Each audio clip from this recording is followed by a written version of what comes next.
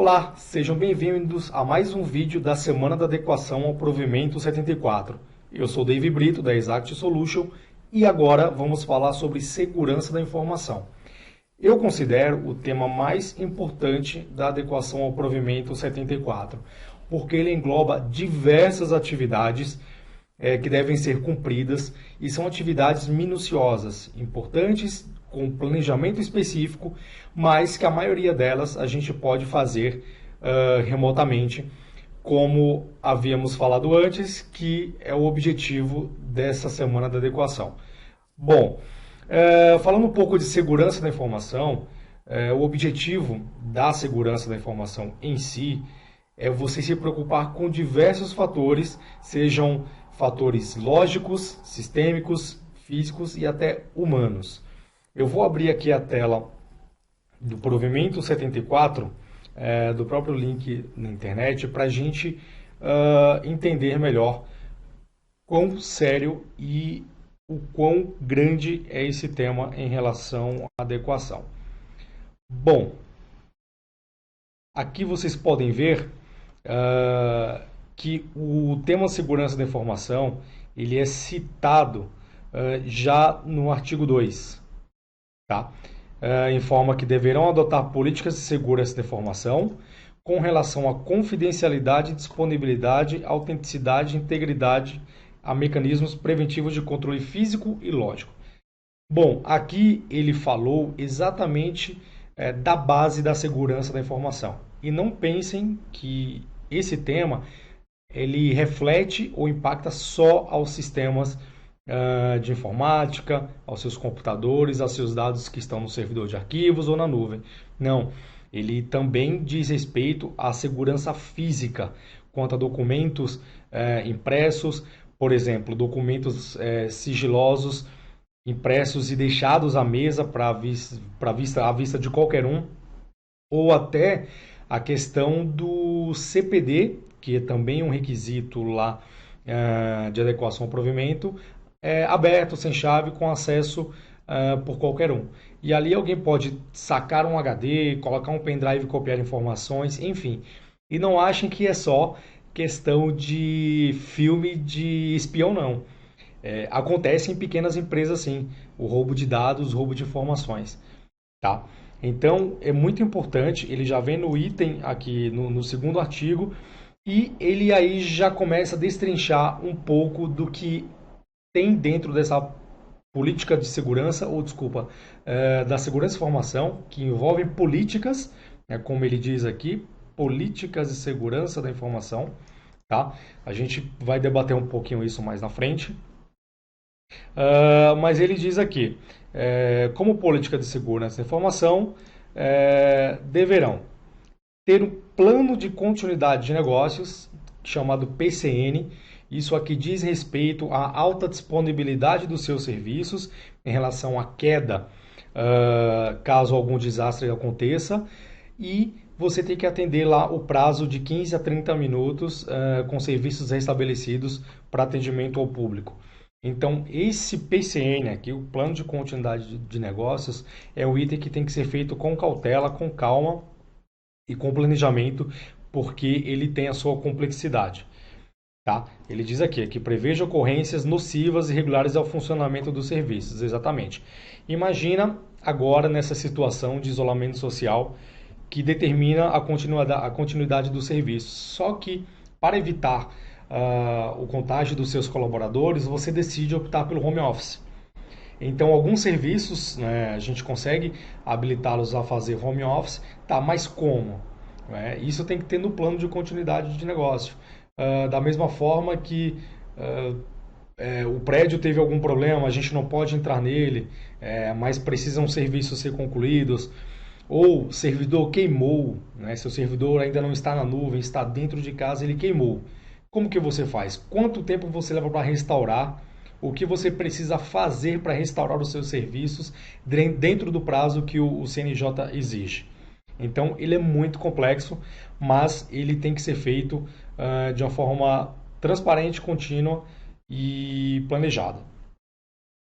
Bom, aqui no segundo item, atender às normas de interoperabilidade, elegibilidade e recuperação a longo prazo de práticas e atos de comunicações eletrônicas. Então, a gente tem que garantir com que ele seja operável, independente do sistema, tá? Tem que ser legível e legítimo, e a recuperação dele tem que ser feita de forma rápida para que os serviços sejam restabelecidos. Ele fala aqui de comunicações eletrônicas. Então, assim, segurança de informação é um item muito complexo. Na prática, dentro dos requisitos lá embaixo que ele exige, né, independente da classe que você se enquadra, o que precisa, de fato? O antivírus, anti-sequestro, por conta de ransomware, e para que seus computadores e sua rede fiquem protegida em relação a vírus. Firewall, que o firewall é um serviço, um sistema ou um equipamento, tá? Que ele entra, ele é como se fosse um porteiro. Imagina um porteiro em um prédio. E ele permite quem entra e quem sai do prédio. Então ele fica entre a sua rede de internet, ele entra aqui, e a sua rede interna. Então a gente cria regras para garantir que nenhuma invasão aconteça, que nenhum acesso não autorizado seja sendo feito no seu ambiente, e assim a gente consiga ampliar a camada de segurança da informação. Tá? Proxy também é um item que entra, tá? É um item que entra aqui no plano de segurança da informação. Por quê? Porque proxy, além de direcionar a sua conexão para a internet, a gente também pode colocar filtros de conteúdo. Por exemplo, a gente falou, eu acabei de falar que o firewall é o porteiro que permite que as pessoas entrem e saiam do prédio. Mas não diz que tipo de pessoa, se está acompanhada, se não está, se só pessoas de blusa amarela entram, se pessoas de blusa vermelha entram. Isso é papel do filtro de conteúdo. Tá? Então o firewall fala, pessoas podem sair. E o filtro de conteúdo fala, só pessoas que estão vestindo camisa verde com as cores do Brasil, por exemplo, podem sair. Então, na prática, como que a gente usa o filtro de conteúdo? Acesso a redes sociais, acesso a e-mails pessoais, acesso a sites de conteúdo ilícito, como drogas, sexo, vírus, enfim, a gente consegue filtrar esse conteúdo através do proxy e faz com que outras navegações sejam proibidas dentro das políticas que foram estabelecidas em seu cartório. Um outro item interessante que ele prega é a questão do software antivírus, né, e anti-sequestro com firewall. É a questão da política em si. Né? Não basta ter sistemas que você tenha no seu cartório para proteger, se o seu colaborador não sabe quais são as regras definidas, não foi treinado a isso e consegue ou comete infrações com descuido. Lógico que no bom senso as pessoas sabem que as redes corporativas, as redes de trabalho são para trabalho, mas sabemos que hoje muito daquilo que se acessa é de conteúdo pessoal. E quer ver uma diferença que praticamente ninguém faz de segmentar conteúdos pessoais e profissionais? É o famoso Wi-Fi. Quando todo mundo chega em algum lugar, pede, qual que é a senha do Wi-Fi? Ou você coloca lá a plaquinha, Wi-Fi, usuário e senha. E muitas vezes eu vou te falar que mais de 90% dos estabelecimentos de pequeno e médio porte, o Wi-Fi ele é integrado à rede corporativa. Então a pessoa que tem acesso àquele Wi-Fi, ele vai ter acesso também à sua rede. Então, com alguns programas que são instalados em celulares ou em computadores, ele consegue varrer a sua rede inteira, conseguindo roubar dados, informações e fazer qualquer outro tipo de crime cibernético. Então, a política da segurança de informação é muito importante também, tá? Assim como as ferramentas que você utiliza. Como a gente está falando de serviços para serem implantados remotamente, Nesse período que você está em isolamento social, mas trabalhando, é possível construir a política de segurança da informação, já com o conhecimento que você tem, tá? Do seu ambiente. Eu vou deixar em anexo, ou melhor, vou enviar em e-mail, para vocês uma cartilha de segurança da informação, que ele cita como criar sua política, que ele mostra como proteger a sua rede e dá dicas e informações para que você tenha um melhor conhecimento nesse assunto. Eu vou passar ela aqui com vocês um pouco para que a gente possa mergulhar mais nesse assunto. Deixa eu só trocar aqui minha janela. Prontinho. Essa cartilha de segurança da informação, deixa eu diminuir só o zoom aqui para ver se fica melhor. Tá melhor aqui, dá pra gente ver. Bom, o intuito é repassar, tá? A gente não vou lê-la aqui na íntegra para vocês, vou mandar por e-mail e qualquer dúvida já sabem, pode mandar um e-mail pra gente que a gente responde com o maior prazer. Bom, segurança da informação. Como a gente estava falando, conjunto de ações para proteção de dados, cuidando do valor que eles possuem, seja para o indivíduo em âmbito pessoal ou organizacional. Hoje, é o bem mais precioso que a empresa tem, dados. Um problema de vazamento de dados hoje em dia não causa só dano à continuidade do negócio em relação à perda da informação, e sim à imagem. Imagina você que está indo comprar algum produto em um estabelecimento e lá esse estabelecimento colhe os seus dados por algum motivo, seja para mandar e-mails promocionais, seja para fazer um cadastro de um cartão de crédito, enfim, ou para obter um desconto. E você depois fica sabendo que esse estabelecimento comercial vazou as informações, né? Teve um incidente de segurança da informação, algum hacker, algum vírus foi lá, roubou os dados e publicou na internet. Então você vai ter o seu e-mail divulgado, muitas vezes CPF e seus dados pessoais. Eu tenho certeza que você, como consumidor, nunca mais entrará naquela loja e também ficará mais esperto, mais atento em fornecer dados para outras lojas. Então, aquele estabelecimento que vazou os dados, comercialmente, ficou manchado no mercado. Então, é muito complicado se recuperar. Ainda mais hoje, com a velocidade da informação nas redes sociais, é muito rápido, é questão de segundos. Qualquer informação desse tipo está aí em ciência de todos. Então, vazamento de dados não é só para você prevenir em caso de roubo ou perda, mas sim manter a sua integridade em relação ao mercado, né? Bom, passando aqui um pouquinho, tá? Ele vai explicar aqui no começo quais que são os itens mais importantes para a segurança. Como eu falei anteriormente, a segurança física é importante, dos hardwares e computadores, como eles são configurados, dos sistemas que você possui, tá? Em seu cartório, no seu estabelecimento, e humana, tá? Esse fator aqui é o principal, eu diria, para evitar os incidentes de segurança da informação. Colaboradores bem treinados, sabendo das regras do jogo, o que vocês decidiram, o que pode fazer, o que não pode no cartório, enfim. É muito mais importante você manter-se seguro a fazer liberações por reclamações ou contestações de colaboradores.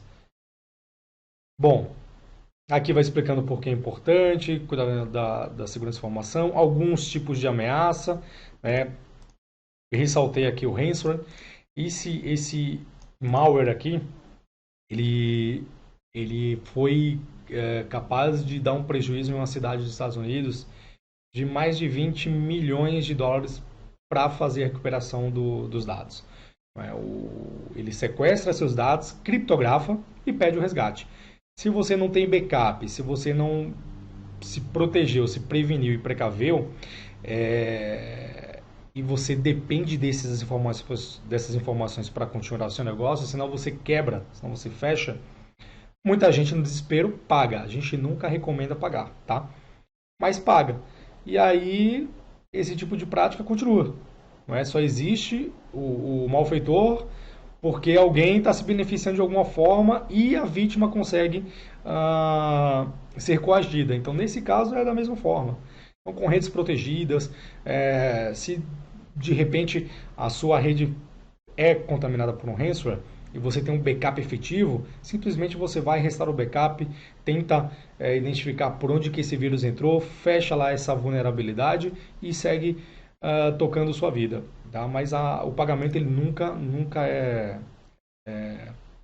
indicado. Tá? Informações e aqui em si a gente começa a cartilha de segurança de informação. Tá? Aqui ele fala logo, estabeleça uma política de segurança e nomeie responsáveis. Né? Tem uma ISO chamada ISO 27001, que ela é específica para políticas de segurança da informação. Né? A gente pode procurar na internet. Nós da Exact construímos essa política com os nossos clientes, com base na ISO. Mas aqui ele fala o importante, você tem que criar políticas de segurança da informação, nomear responsáveis, criar os procedimentos. Sabemos que com esse isolamento social, como você não está mais diretamente ali no seu ambiente de trabalho, muita coisa está na cabeça das pessoas. Então, ações erradas podem acontecer. Então, escrever procedimentos, processos são essenciais para que você consiga continuar a sua rotina segura, tá? E aqui fala, olha, a política de segurança ela deve estipular interno ensinamento como será realizado o acesso às informações. Isso aqui é muito importante. Porque é aqui que você vai definir qual que é a regra de acesso. Quem tem acesso, ao que tem acesso, como tem acesso e de onde tem acesso. Tudo isso tem que ser especificado para que essas informações não vazem ou pessoas não autorizadas tenham informações confidenciais sem a devida autorização. Manter aplicativos e sistemas operacionais sempre atualizados. Esse é um ponto que praticamente muitos prestadores de serviço não fazem. Tá? Manter sistemas atualizados é de extrema importância para a política de segurança, para a sua segurança e segurança do seu negócio. Porque é através das falhas e vulnerabilidades que os hackers, vírus e malwares exploram o seu sistema, fazendo com que eles façam alguma contaminação por vírus, seu computador vire zumbi, ele usa o seu recurso computacional para acessar outros computadores, enfim. Então, sistemas eles possuem falhas, os fabricantes emitem direto atualizações e essas atualizações devem ser feitas de imediato assim que liberadas. Né? E isso tem que ser feito de forma gerenciada e você tem que saber, através de sistemas, quais são as atualizações que devem ser feitas e aquelas que não conseguiram fazer deram falha para que você consiga atuar e não deixar vulnerabilidades desse tipo acontecer. Bom, Firewall, antivírus e anti-spam. Como o objetivo é você tratar serviços nessa época de isolamento social, serviços digitais, Firewall é uma coisa que pelo menos uma visita tem que ser feita para instalar o equipamento. Tá? Existem sistemas, existem firewalls como serviço, a Exact ela é especialista em firewall como serviço, que você não compra licença, não compra hardware, você paga pelo uso. Mas ele tem que ser instalado com uma visita, pelo menos. Tem que ir lá, instalar o equipamento, né? O link da internet entra nele e o outro cabo vai para a sua rede interna. E toda a configuração é feita remotamente. Mas antivírus pode ser instalado de forma remota, né? De forma gerenciada. Tem diversos fabricantes de antivírus aí no mercado. Nunca use antivírus gratuito, tá? Nunca usem. Usem antivírus pago, licenciado, com recursos suficientes para garantir a proteção do seu ambiente. E anti-spam, para quem usa e-mail, é primordial porque aí é uma porta de entrada para contaminação de vírus no seu ambiente. Tá? Ele fala aqui do Fire, antivírus e anti-spam, né, atualização de softwares, vocês conseguem ler rapidinho. No vídeo anterior, no episódio 2, falamos de backup. Olha o que está aqui na política de segurança e na sua cartilha de segurança. Backups periódicos. Falamos lá sobre retenção e sobre rotina de backup, backup diário, semanal, diferencial, incremental, full, enfim. Dá uma olhadinha lá no vídeo 2 que você vai entender. Isso é importante. E aqui ele fala bem o que a gente comentou lá no vídeo 2. Falhas humanas ou ataques cibernéticos, como ransomware. Primordial. Backup é como seguro, como eu falei. A gente usa, tem lá, paga para não usar, na verdade. A gente faz, testa, mas no dia que precisa, ele tem que estar íntegro e disponível para que a gente possa recuperar as nossas informações. Tá? Na nuvem, sempre, o provimento 74, depois eu volto lá com vocês, fala de backup na nuvem, é importante salientar. Tá? Criptografia de dados, pouca gente usa também, mas é muito importante se você puder criptografar os seus dados. Por quê? Porque se algum vírus de criptografia de computador ou de arquivo entrar, ele não consegue recriptografar. Um outro fator é o seguinte: se seus computadores forem roubados, furtados, enfim, hoje em dia com o trânsito de notebook é muito fácil isso acontecer, é muito comum, ninguém consegue ter acesso às suas informações. Os dados estão criptografados, então é um item importante. E aqui é onde o humano entra, né? Nós, seres humanos, temos a grande dificuldade de gravar senhas, né? Um item da política de segurança são senhas complexas, né? E eu sempre recomendo senhas de 10 caracteres, no mínimo, e a complexidade ela exige senhas letras maiúsculas, minúsculas, números e caracteres especiais, que é o arroba, o jogo da velha, o exclamação, o cifrão. Por quê? Porque assim fica mais difícil quebrar em algum ataque cibernético ou outra pessoa se apoderar da sua conta. Né?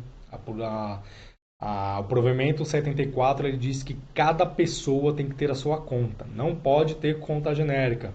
Né? Cada colaborador tem que ser a sua conta com seu nome para que seja rastreável todas as ações. Ok? Senhas. O que a gente mais vê por aí em relação a senhas complexas? O famoso post-it no monitor.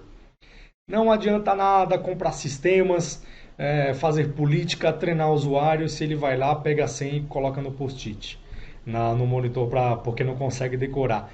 Ou pior, olha fulano, eu não vou trabalhar hoje, tem um trabalho aí, alguma tarefa para concluir. Toma aqui a minha senha. Cada usuário é responsável pela sua senha. Se ele passa para um outro usuário, ele tem que responder pelas ações. Tá? Isso não pode acontecer. Senhas fáceis também não pode, palavras pessoais, aniversário, enfim.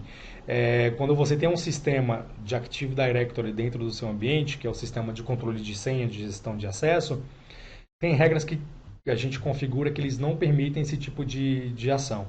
Então fica muito mais tranquilo a gente evitar que essas senhas sejam inseridas e alguém consiga desvendar e ter acesso a todo o seu ambiente. Outra parte importante é o monitoramento do que está acontecendo, além do registro de logins. Tá? Você tem que saber o que está acontecendo no seu ambiente, na sua rede, para daí definir e entender o comportamento da sua rede, do seu ambiente, dos seus sistemas, para que algumas aplicações de inteligência de segurança consigam identificar anomalias e corrigi-las ou alertá-las. Tá? Por exemplo, o que é muito comum hoje nessa questão de isolamento social? E, infelizmente, alguns prestadores de serviço aderem a essa prática. Ok, eu vou usar o meu computador para casa e eu acesso remoto via Terminal Service, o famoso TS, o computador da empresa. Então, se não tiver um firewall, é mais fácil ainda fazer. Ele só configura o IP lá da sua internet, da sua empresa, no computador pessoal e ele acessa remotamente. Essa porta aberta, que é a 3389, ela é imensamente atacada por robôs na internet. O nosso sistema de serviços gerenciados, quando a gente entra em um cliente novo, a primeira coisa que a gente identifica é isso. Assim que a gente instala o nosso agente nos servidores, principalmente quando não tem firewall ou quando tem essa porta aberta, ele já começa a contabilizar quantas vezes o logon ele é feito de forma forçada. Então, essa parte de segurança, ela é de extrema importância em relação à porta aberta. E isso ele não pode acontecer, né? 75% em pesquisa da semana retrasada, 75% dos ataques de ransomware nesse período de Covid-19 foram computadores pessoais acessando ambientes corporativos com portas abertas. A gente tem um servidor de teste de demonstração para os nossos clientes. Por dia são, em média, 35 mil tentativas de invasão, porque a gente deixa essa porta aberta para exatamente mostrar como funciona isso de forma prática. É muita tentativa, então tem que tomar cuidado. E sem o monitoramento a gente não consegue saber. Tá? A gente tem que ter a consciência de que a gestão de TI ela tem que ser unificada e feita com menores ou poucas ferramentas, ou que elas se integrem e a gente consiga gerenciar de um único ponto. Bom, e-mails também é uma questão muito crítica. Tá? Falamos no primeiro encontro sobre e-mails, sobre como você pode criar seu e-mail nesse momento de isolamento de forma fácil. Mas a gente precisa ter um cuidado em relação às políticas desse e-mail, né? O seu provedor de e-mail ele tem que ter a capacidade de filtrar essas informações, ou você tem que ter alguma aplicação que faça isso. Para quê? Para que você não tenha entradas de spam, né? Tem que ter um spam ativo, tem que ter regras de uso, tá? Muito anexo para cima e para baixo é complicado, tem que ter um guia de boas práticas, tem que construir e conscientizar o usuário de que ele tem que usar a ferramenta de trabalho com responsabilidade. Tá? Aqui também diz respeito ao monitoramento, tá? Que é o scan de vulnerabilidade, sistemas olhando para encontrar falhas na sua rede de forma contínua, 24/7, corrigindo automaticamente ou alertando o time de gestores para corrigir essas vulnerabilidades. Isso é muito interessante. Tá? E o famoso treinamento. Temos que treinar os colaboradores porque eles são os usuários da tecnologia. Tá? A tecnologia por si só ela não faz nada, ela precisa que a gente use com responsabilidade e conhecimento. Então, treinamentos contínuos, seja por vídeo, seja por aulas gravadas, seja por políticas ou cartilhas impressas ou salvas no seu computador, ele tem que ser treinado sempre. Né? Tem que sempre que lembrar quais são as regras de uso dos recursos computacionais. Permissão de acesso. Falamos um pouquinho antes sobre o permissionamento de acesso. É aqui que a gente fala quem acessa o que, quando, onde e para quê. Se eu sou do financeiro, por que eu tenho que acessar, por exemplo, arquivos do jurídico ou vice-versa?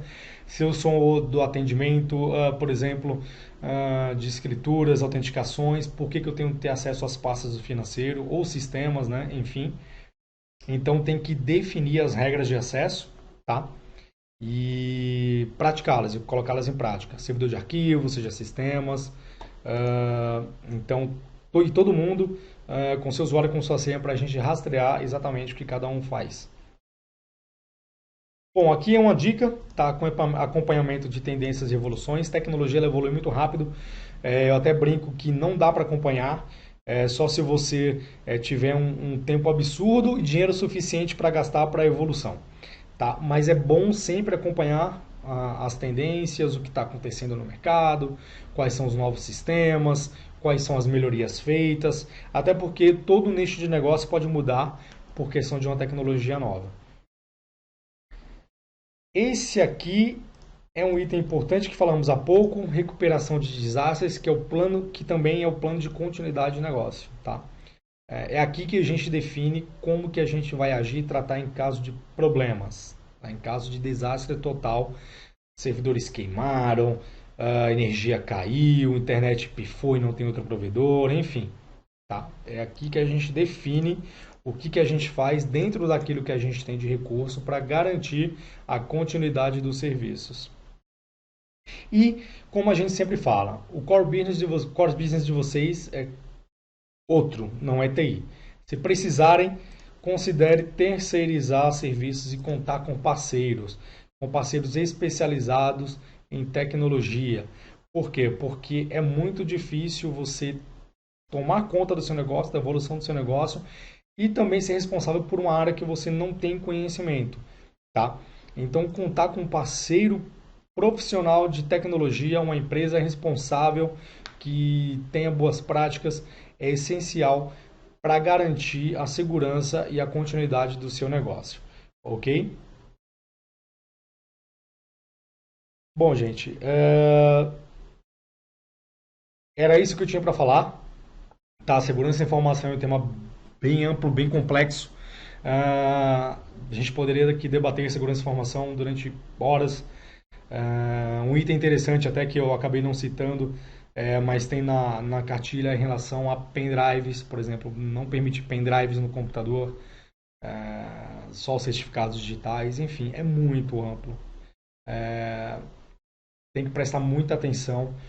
Não achem que isso só acontece em filme de espião ou acontece em empresas grandes, acontece em empresas pequenas.